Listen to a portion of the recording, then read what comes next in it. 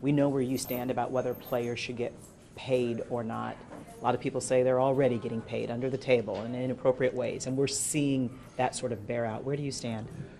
I'm a believer that we need to face reality in college sports, that this is a multi-billion-dollar business, and we are selling these players at every turn to produce revenue. We sell them to television for billions of dollars. We sell them to apparel companies so they can be unpaid billboards, and that's exactly what the apparel companies want. They want their product on the players. They don't really care if it's on the coaches. They want it on the players. And we pretend that we're not doing that, that somehow we're running the Little League World Series here, and we're not. And, you know, it's funny, Mark Emmert, the president of the NCAA, talks about, well, we don't want the students, they're students, they're not employees. We don't want them to be employees.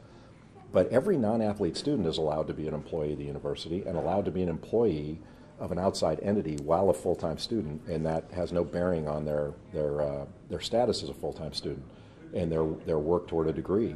So my thing would be, at the very least, players should be allowed to do what every other student is allowed to do, and that's enter into contracts with outside parties to for their name and likeness and you know their value. They should be allowed their fair market value.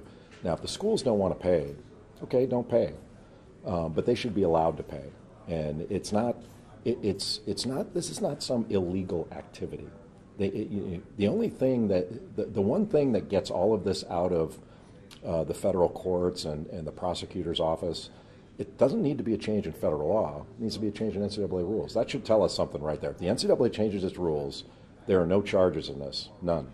When you look at those charges and you look at the caliber of people who have been penalized, whether through suspensions or fines or losing their job, sort of what goes through your mind? Should we be in that place now even? Well, that's up to federal prosecutors, really. It's a little bit of a novel theory that the school is the victim in all this, and that's the theory they're going under. But good luck telling a federal prosecutor what's a crime and what's not. But I don't condone anyone violating any rule. We should endeavor to change the rules if we don't like them, and I certainly don't condone the breaking of any law. But I do think we need to take a really close look at this enterprise and be honest about what we're doing here. That this is not just about education. This is about money, and there's no reason that the players shouldn't be allowed to share in the enterprise to their value, and it would operate in a really orderly fashion. The idea that the free market works for all of the rest of us, including every other non-athlete student, but it won't work for athletes is sort of laughable, and I don't think any reasonable economist would agree with that. When you look at the young kids who are going to see this story in the DMV and their parents, what are some concerns they should have from here moving forward? What are some questions they should ask when recruiting colleges come into their home so maybe they don't get mixed up in this mess? I don't think this requires a big explanation. You know, there are, if you want to play college sports, there are rules involved, and you have to abide by the rules. The federal prosecutors now have weaponized the NCAA rules, and we're talking about, instead of worrying about your eligibility, now you've got to worry about federal criminal liability.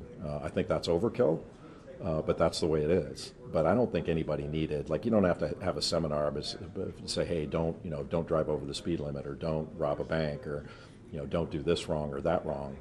And I don't think you need to worry about telling parents and coaches and guardians and the like and players, hey, listen, don't violate these rules. There's a little more punch to it now, but I don't think it's as big of a deal as we're making it. It's ugly for the people involved, but the overwhelming majority of folks in the game don't have anything to worry about. Appreciate your time. I could totally talk to you all day. May I take a quick